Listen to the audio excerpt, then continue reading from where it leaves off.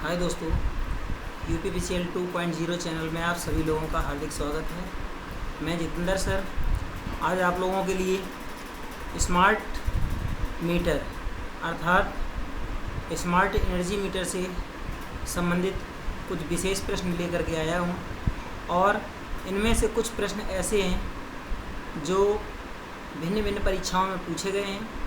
वर्तमान में डिजिटल का ज़माना है और डिजिटल प्रणाली के अंतर्गत कुछ विशेष मीटर भी लगाए जा रहे हैं जो एनर्जी मीटर भी हो सकते हैं या कोई और भी मीटर हो सकते हैं, जैसे कि गैस से संबंधित मीटर है या वाटर से संबंधित मीटर है या कोई और भी मीटर हो सकते हैं, स्पीडोमीटर भी हो सकते हैं। स्मार्ट मीटर का ज़माना चल रहा है तो इसी से संबंधित आज का पूरा टॉपिक रहेगा। दोस्तों वीडियो देखना मत भूलिए, वीडियो पूरा देखिए और अंत में आपको अभ्यास प्रश्न भी दिया जाएगा, इसका जवाब आपको कमेंट सेक्शन में देना होगा। तो देरी ना करते हुए दोस्तों क्वेश्चन को स्टार्ट किया जाता है। आज का पहला क्वेश्चन है,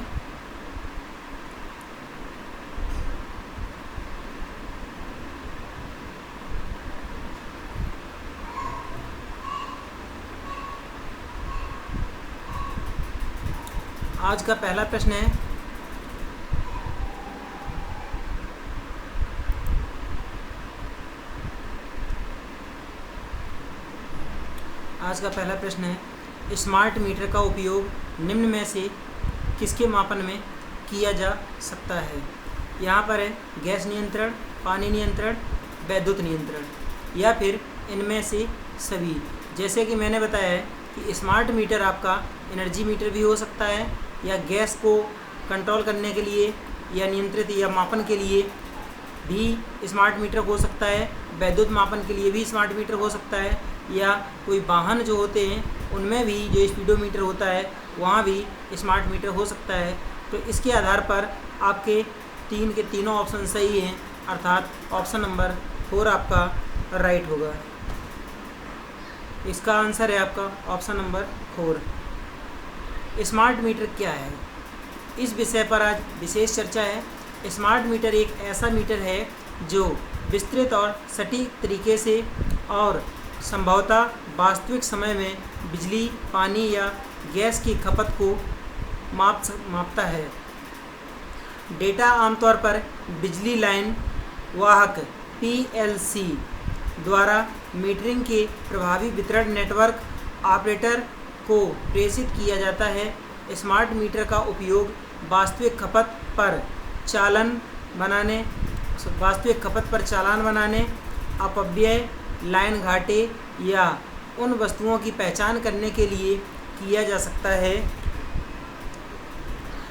नेक्स्ट क्वेश्चन है, यूटिलिटी सेवाओं के लिए प्रीपेड स्मार्ट मीटरिंग का मुख्य लाभ क्या है। अधिकतम बिजली की खपत, निश्चित मासिक bill, manual meter reading, real time monitoring और नियंत्रण। इनमें से आपका कौन सा ऑप्शन सही है। तो देखते हैं दोस्तों, यहाँ पर आपका ऑप्शन नंबर 4 राइट है, रियल टाइम मॉनिटरिंग नियंत्रण। तो जो प्रीपेड स्मार्ट मीटर होता है वो उसकी कंट्रोलिंग बहुत ही अच्छी होती है और ये मीटर जो है ये रिचार्ज भी किए जाते हैं। जो आप सामने मीटर देख रहे हैं ये आपका स्मार्ट मीटर प्रीपेड है और इसको मोबाइल के द्वारा रिचार्ज भी किया जाता है।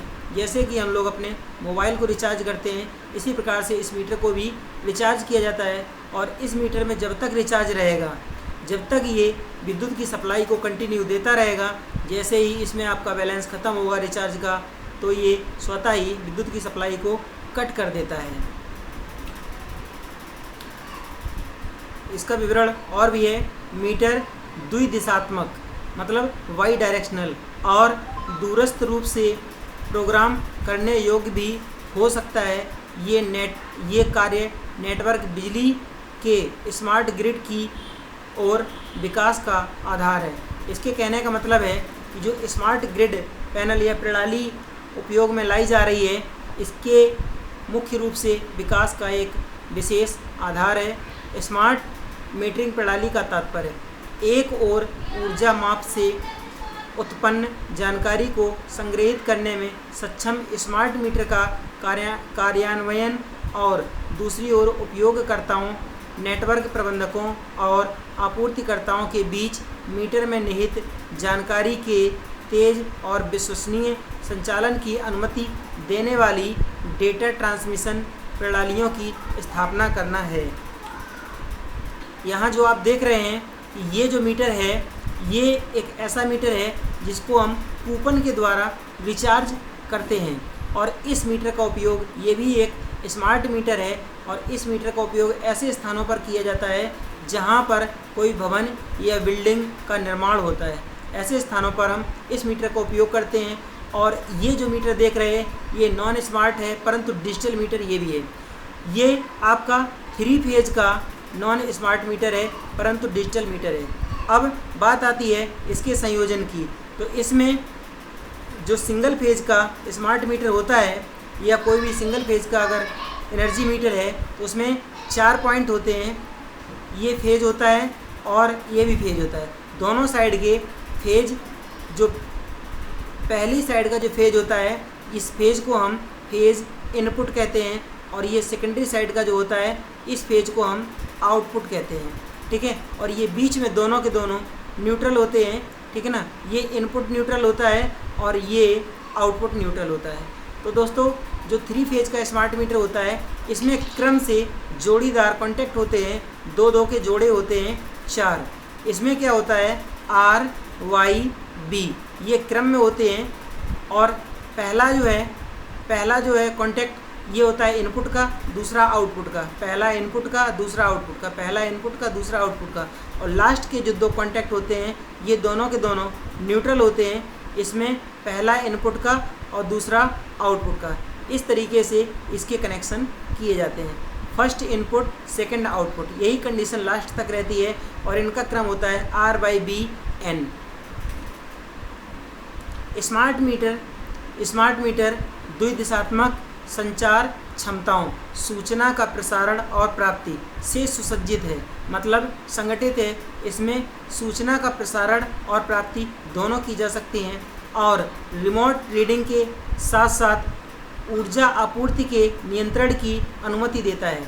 तो ये क्या करता है कि जो विद्युत ऊर्जा जो होती है, जो हम ग्राहकों को विद्युत ऊर्जा प्रदान करते हैं, इसकी जो रीडिंग होती है वो भी सही रूप से प्रदान करता है और इसमें जो एनर्जी होती है, एनर्जी का व्यय भी बहुत कम होता है और नियंत्रण भी इन मीटरों का, स्मार्ट मीटरों का अच्छा होता है। उपयोगकर्ताओं के परिसर में स्थापित मीटरों के एक सेट और सार्वजनिक वितरण स्टेशन में पास में स्थापित एक कंसंट्रेटर के बीच संचार होता है। इसमें होता क्या है कि एक मीटर उपभोक्ता के परिसर में और दूसरा मीटर जो सब स्टेशन में स्थापित करते हैं, तो इन दोनों के बीच में संचार रहता है। इनमें पावर लाइन कैरियर तकनीकी PLC के माध्यम से जो इस डेटा को इकट्ठा करता है और इसे एन्क्रिप्टेड और सुरक्षित तरीके से नेटवर्क ऑपरेटर को भेजता है। इसका ये भी काम है कि जो डेटा इसमें एकत्र होगा वो ऑपरेटर को सेंड कर सकता है। तो यहाँ स्मार्ट मीटर प्रणाली की संरचना दिखाई गई है। इस प्रकार से यहाँ पर स्मार्ट मीटर आपका संगठित किया जाता है या निर्मित किया जाता है। प्रत्येक मीटर और कंसंट्रेटर एक PLC मॉडेम से जुड़ा होता है। तो यहाँ जो ये आपका जो मीटर होता है, प्रीपेड मीटर, एक मॉडेम से जुड़ा होता है, ठीक है ना, और ये सीधे संचार या जो भी डेटा इसमें एकत्रित होता है ये सीधे प्रसारित भी किया जाता है। जो डेटा को एक विद्युत संकेत में एनकोड और डिकोड करता है। एनकोड करने के लिए एनकोडर और डिकोड करने के लिए डिकोडर डिवाइस का उपयोग किया जाता है और इसे 50 हर्ट्ज विद्युत प्रवाह या प्रदाय कह सकते हैं पर आरोपित करता है।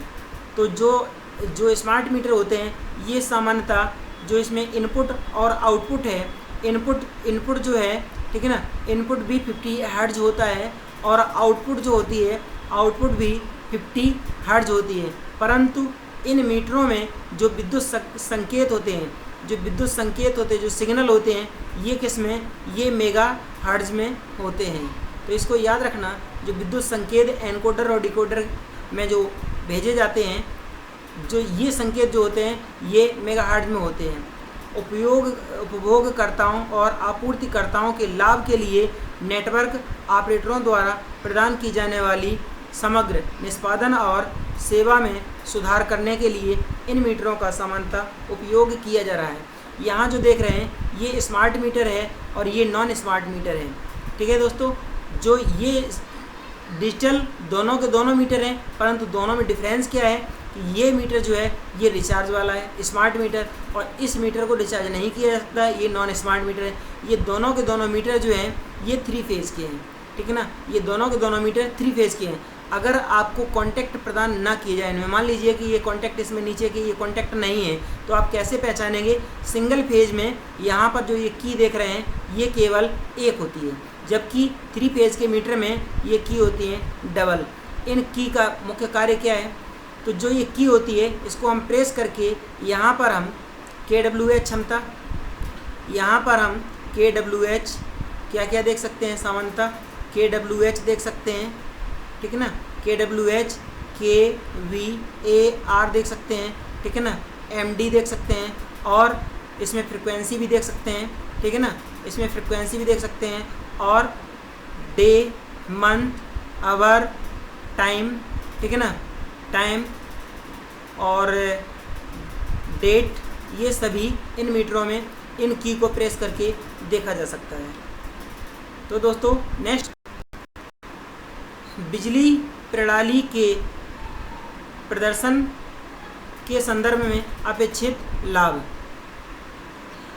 तो जो स्मार्ट मीटर जो लगाए गए हैं, इन जो विद्युत प्रणाली में स्मार्ट मीटर लगाए गए हैं, इसके मुख्य लाभ क्या क्या हैं? बिलिंग लागत, ग्राहक प्रबंधन लागत, मीटरिंग धोखाधड़ी, ग्राहक सेवा काल, मीटर सत्यापन लागत, नेटवर्क समस्या निवारण लागत। तो ये सभी के सभी लाभ हैं, और ये तत्काल त्वरित कोई भी इसमें अगर प्रॉब्लम होती है तो इसको त्वरित सही भी किया जा सकता है। नेक्स्ट क्वेश्चन है, यूटिलिटी सेवाओं के लिए प्रीपेड स्मार्ट मीटर कितनी सप्लाई पर कार्य करता है? जैसे कि अभी आपको बताया था कि जो स्मार्ट मीटर होते हैं अलग अलग देशों में अलग अलग सप्लाई पर भी कार्य करते हैं। तो जबकि भारत में मान्यता प्राप्त फ्रिक्वेंसी 50 हर्ट्ज है, और ये स्मार्ट मीटर जो हैं ये सामान्यतः नॉर्मल मीटर की भांति 50 हर्ट्ज की आवृत्ति पर कार्य करते हैं। इस प्रश्न का राइट आंसर है ऑप्शन नंबर 3। नेक्स्ट क्वेश्चन है, यूटिलिटी सेवाओं के लिए प्रीपेड स्मार्ट मीटर में निम्न में से कौन सा गुण नहीं है? ऑप्शन नंबर 1 है इसमें, प्रत्येक मीटर और कंसंट्रेटर एक PLC मॉडेम से जुड़ा होता है, जो कि आप देख चुके हैं। ठीक है ना। दूसरा ऑप्शन है 50 हर्ट्ज विद्युत प्रवाह पर आरोपित करता है। तीसरा ऑप्शन है डेटा को एक विद्युत संकेत में एनकोड और डिकोड करता है। चौथा ऑप्शन है यह है line local area network, LAN है दोस्तों यहाँ। ठीक है ना, LAN लोकल एरिया नेटवर्क पर वर्क करता है। तो इनमें से कौन सा गुण इसका जो है वो रॉन्ग है या गलत है, ये आपको बताना है। तो इसका राइट आंसर है दोस्तों ऑप्शन नंबर 4। चौथा ऑप्शन इसका रॉन्ग है, LAN लोकल एरिया नेटवर्क।